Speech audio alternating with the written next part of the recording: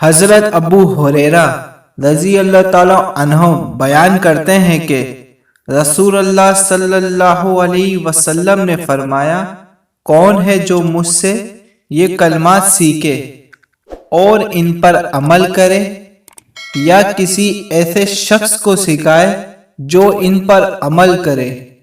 میں نے عرض کیا، اللہ کے رسول، میں۔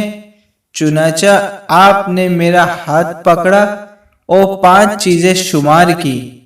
آپ صلی اللہ علیہ وسلم نے فرمایا، نمبر 1، اللہ کے حرام کردہ چیزوں سے بچ جاؤ، اس طرح تم سب لوگوں سے زیادہ عبادت گزار بن جاؤ گے۔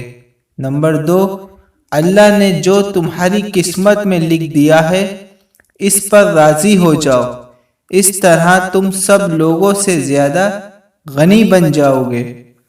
نمبر 3، پڑوسیوں سے اچھا سلوک کرو گے تو مومن بن جاؤ گے۔ نمبر 4، لوگوں کے لیے وہی چیز پسند کرو جو تم اپنی ذات کے لیے پسند کرتے ہو تو تم مسلمان بن جاؤ گے۔ نمبر 5، زیادہ مت ہنسا کرو کیونکہ زیادہ ہنسنا دل کو مردہ کر دیتا ہے۔ اللہ تعالیٰ اس حدیث کو سمجھنے اور اس پر عمل کرنے کی توفیق عطا فرمائے۔ اس میں کوئی غلطی کوتاہی ہو گئی ہو تو اللہ پاک معاف فرمائے ہمیں، آمین۔